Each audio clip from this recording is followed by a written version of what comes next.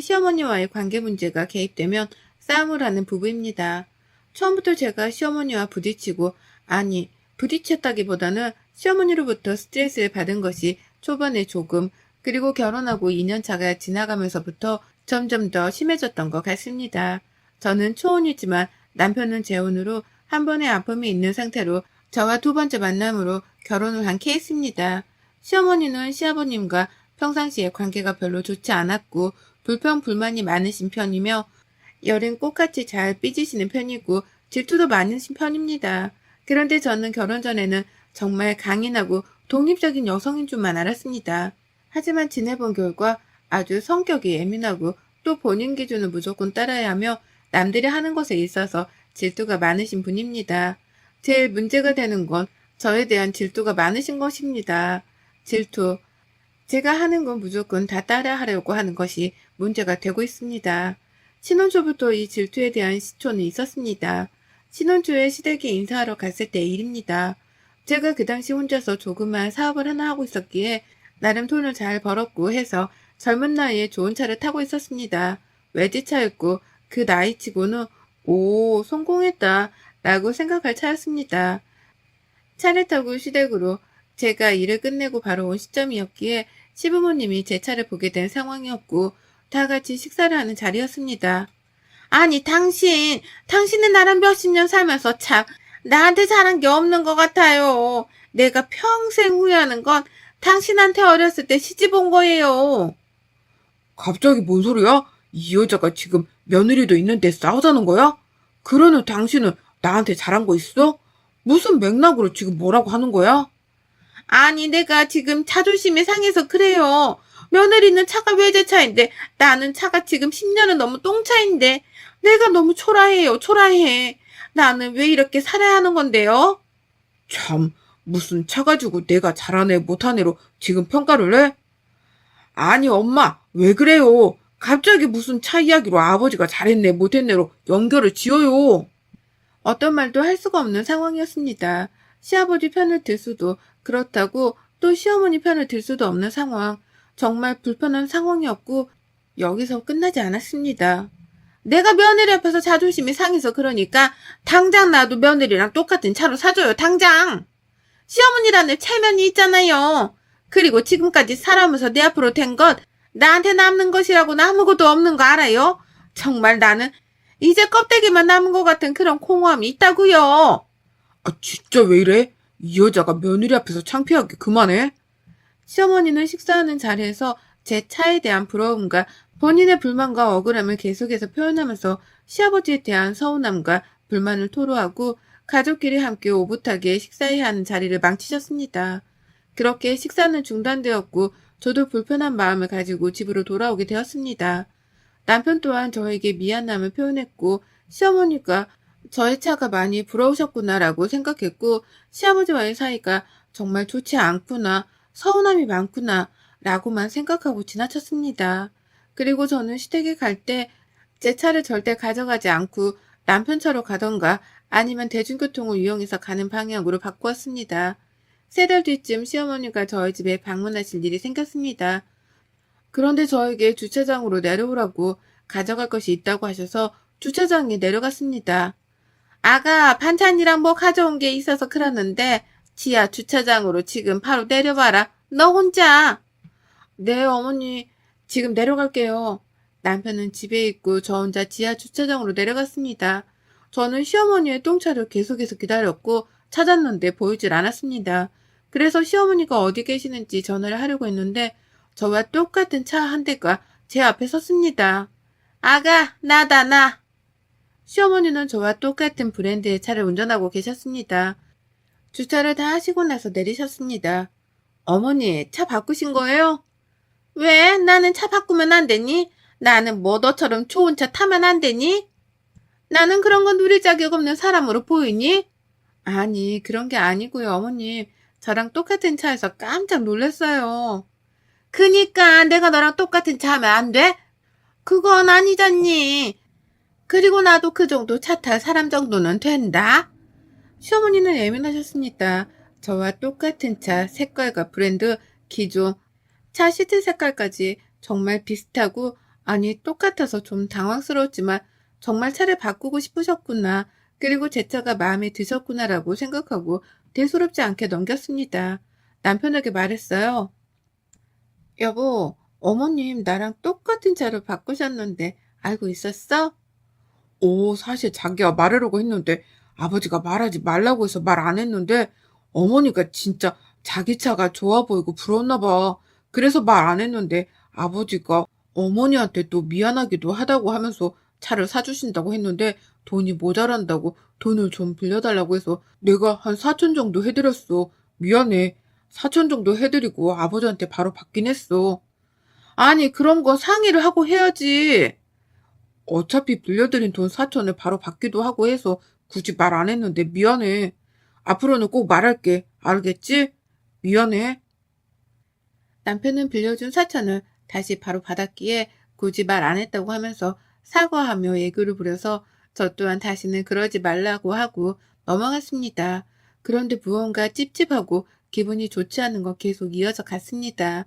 명절이 되어서 시댁에 가게 되었습니다. 어머님은 부엌에서 이미 일을 하고 계셨고 저도 일을 돕기 위해 주방으로 들어갔습니다. 그런데 무언가 뒷모습이 달라진 모습에 어머님의 얼굴을 봤는데 속눈썹 연장과 머리 스타일이 바뀌어 있었습니다. 어머님, 속눈썹 연장이라 머리 하셨네요? 안 가꾸다가 최근에 좀 가꿔보기 시작했다.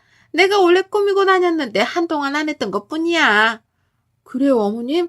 잘 어울리시고 예쁘게 잘 됐어요. 예쁘다고 말씀을 드렸지만 무언가 기분이 묘했습니다. 꼭 제 모습을 보는 것 같은 묘한 느낌. 20분 뒤 조금 늦게 도착한 형님이 오셔서 어머님을 보고 한마디 하셨습니다. 어머, 어머님, 저 순간 뒷모습만 보고 동서인 줄 알았어요. 잘못 봤으면 동서 하고 말할 뻔했어요. 그러니? 근데 내가 쟤보다 이쁘지? 얘는 말을 해도 참, 나도 왕년에는 진짜 예뻤다. 형님은 시어머니의 반응과 말을 듣고 머쓱해 하셨고 저에게 따로 한마디 하셨습니다. 아니 동서, 어머님 진짜 동서인 줄 알았어.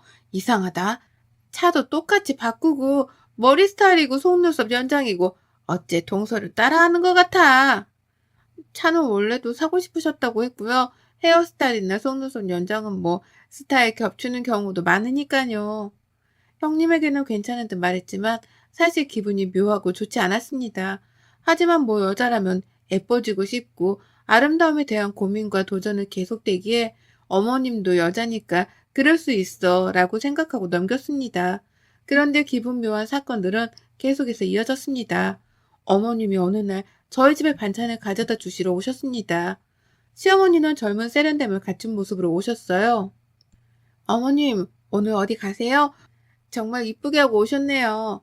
원래 내가 이뻤다. 뭐 다른 때는 안 이쁘게 하고 다녔다는 거니?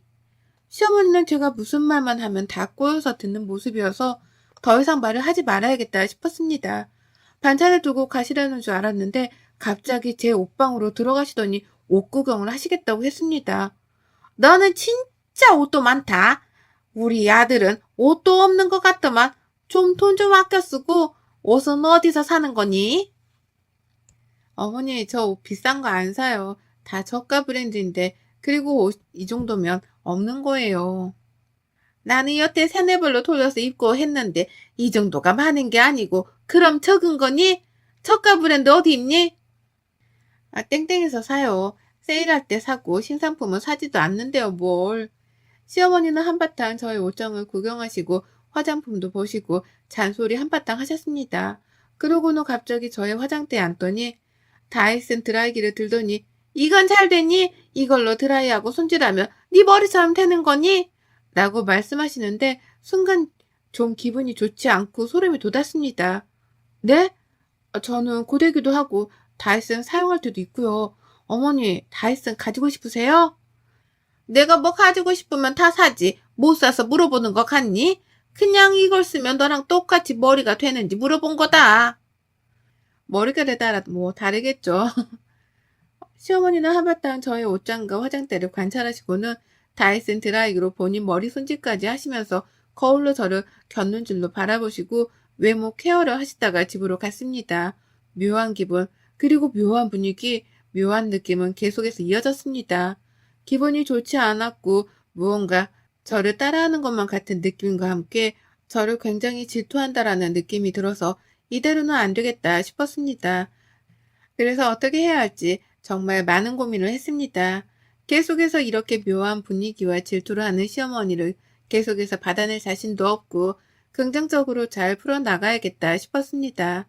시어머니께 어느 날 전화를 드리고 브런치 데이트를 하기로 약속했습니다.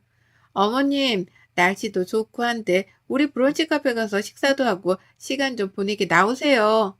네가 웬일이니? 알았다. 그럼 이따가 거기서 보자. 꽤 핫하다는 장소로 어머님을 불렀고 만나기로 하고 즐거운 시간을 보내보기로 했습니다.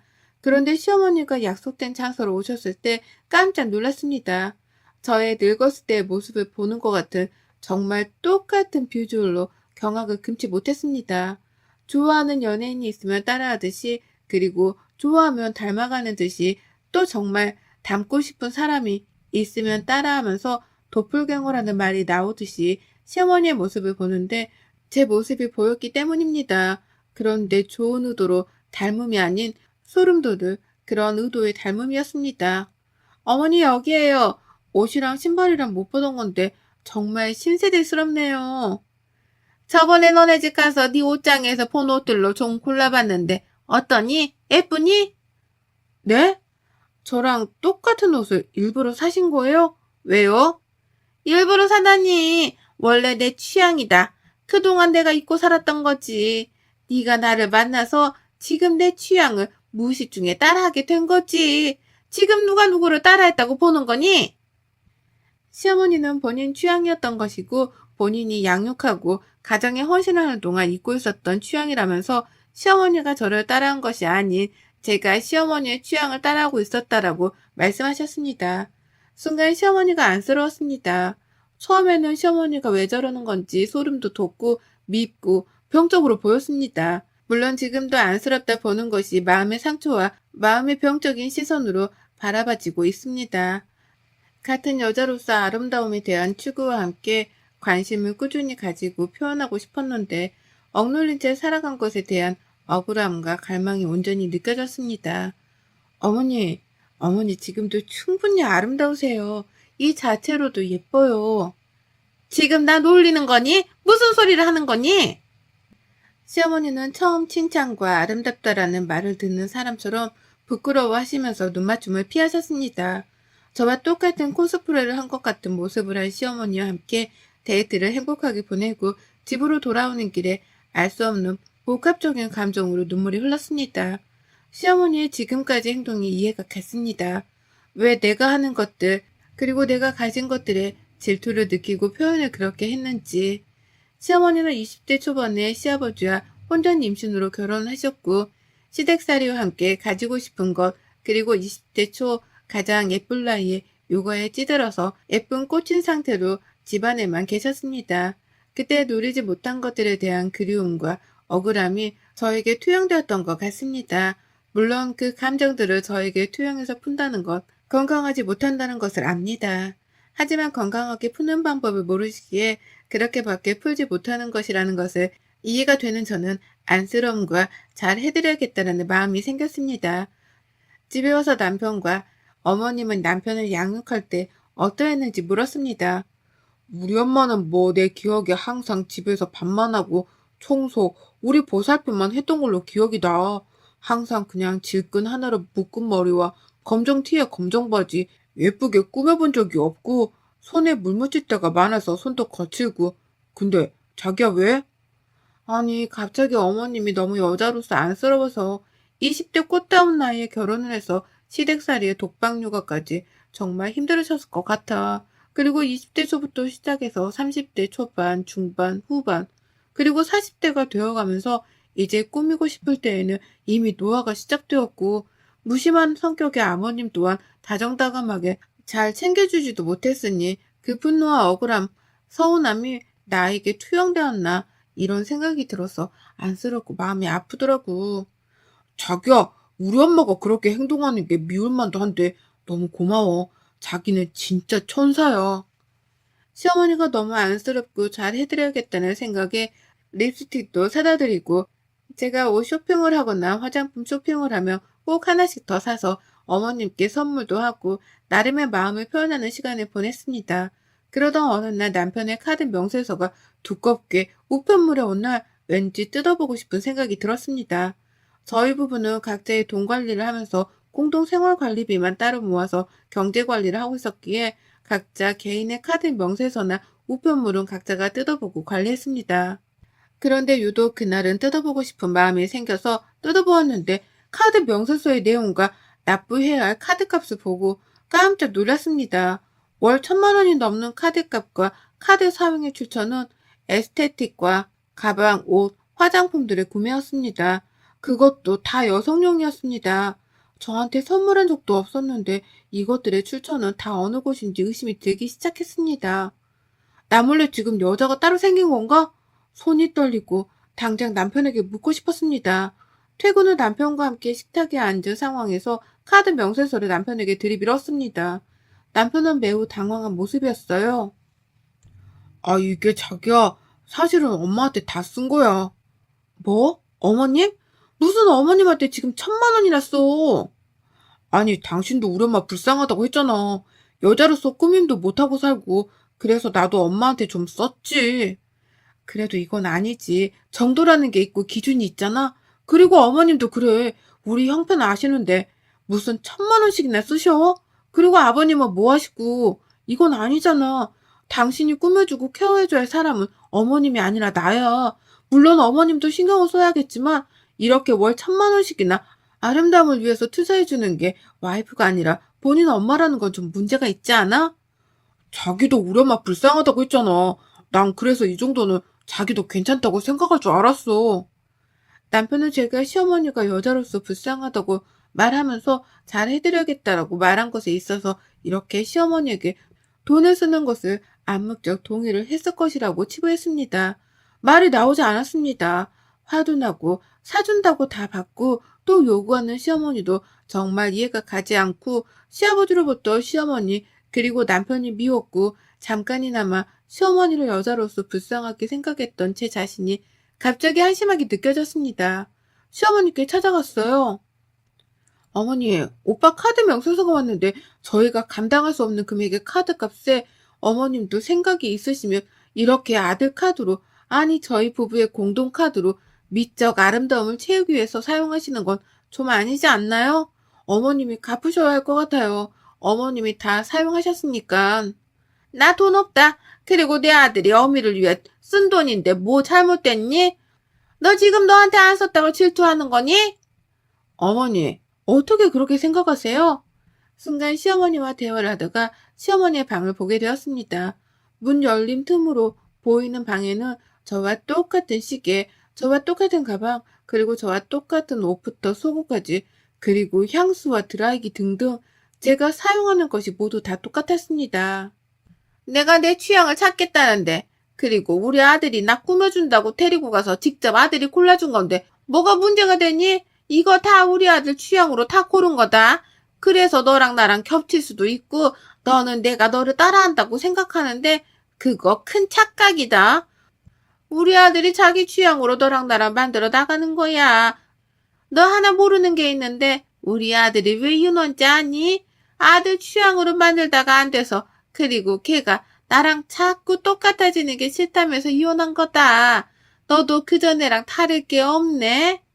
그러고 보니 남편은 제가 두 번째 결혼인데 첫 번째 결혼의 실패에 대해서 이야기하진 않았지만 언뜻 저에게 예전 와이프와 닮았다는 둥 저에게 선물할 때도 누군가에게 꼭 선물해 본 것처럼 금방금방 선물을 고르고 그 선물에 대한 포인트에 대해서 잘 알고 알려주었습니다.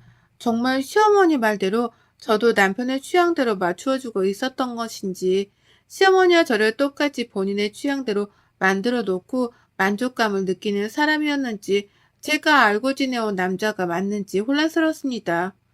그래, 맞아. 내가 원하는 취향으로 꾸며주고 가꿔주는 게 뭐 잘못됐어? 여자라면 이렇게 꾸며줘야지.